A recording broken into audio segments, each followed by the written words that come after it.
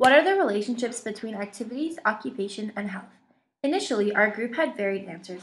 We will present two concept maps that were formulated previous to any knowledge of this course material. In the first map, we saw the relationships between the three to be very different than how we perceive it now. Initially, we believed that health was the underlying factor that set the stage for the types of occupations and activities that an individual is able to perform.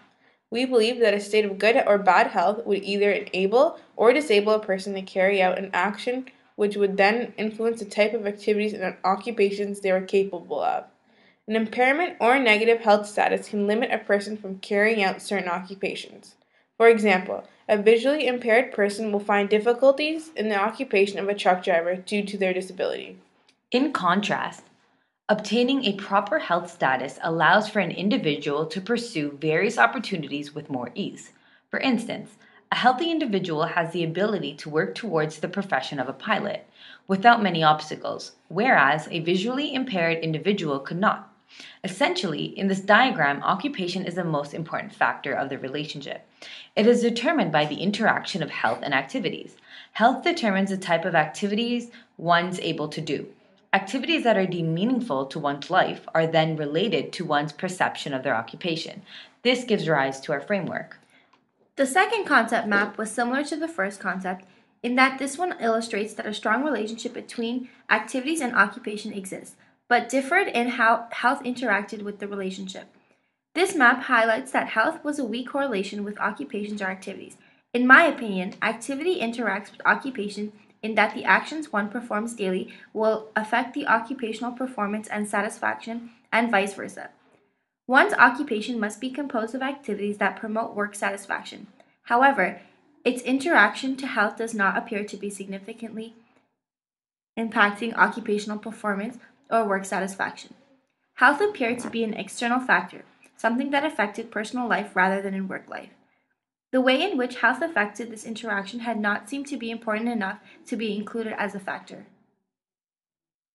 Through an in-depth analysis of course material and outside sources, we have constructed a new model that we believe truly illustrates the relationship between activities, occupation, and health. In this model, activities and occupation interact with one another, and both individually and combined influence our overall health and well-being. So, our idea of activities have stayed relatively the same. Activities are the culturally accepted actions we perform in our day to day lives. It is a general set of human actions. If we use the example of truck driving, activities would include driving for long periods of time, loading, unloading shipment, interacting with coworkers as well as customers, and so on. While our concepts of activities have been consistent, we have altered our perspective of occupation and health and how they all interact. We now believe occupation is subset of activities that describes who an individual is and what they deem valuable. Therefore, occupations reflect individual characteristics. In addition, one can have more than one occupation. For example, occupations of an individual can include truck driver, athlete, student, spouse, child, parent, friend, and so on. So, occupation and activities interact with each other. Although an individual performs numerous activities throughout one's day, only certain activities that are significant will develop into an occupation. A person will only identify himself or herself as a truck driver if they believe that the activities they do in relation to the job that is meaningful to them. In addition, we believe that one's work culture directly influences one's everyday activities. For example, in a supportive work culture that emphasizes fitness and healthy living, the individual will make improvements in their daily life and physical health. In opposition, negative workplaces can infiltrate its way into our daily health behaviors. Health is of utmost importance in one's life, so it is important to recognize that in order to maintain health, one must experience satisfying activities and occupation. The social determination theory explains three components necessary for satisfactory activities and occupations. These are autonomy, competence, and relatedness.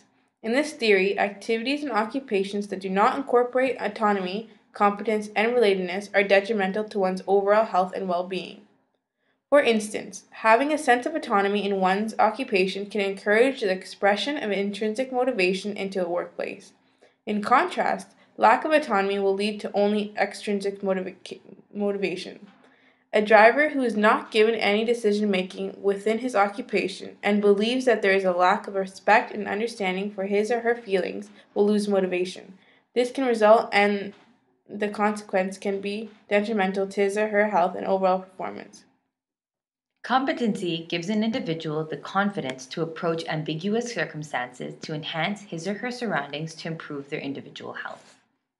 Relatedness affects health as well, because as humans, we need to feel a sense of belonging and inclusiveness. For example, a truck driver facing social isolation poses a threat to the health of the individual. A study published by the Journal of Business Logistics states that drivers perceive facilitated exchanges between coworkers as a positive experience. Moreover, the more facilitated interactions there are between drivers, the less likely it is for drivers to quit. To conclude, our new concept shows occupations and activities to be interrelated, and health is the product of the two interacting. We believe good health to be the overall outcome of gratifying activities and occupations. Therefore, if policymakers want to improve the health of an individual, they must take into account the activities and occupations of that individual and specifically try to improve the autonomy, competency, and relatedness, which in turn will greatly enhance health outcomes.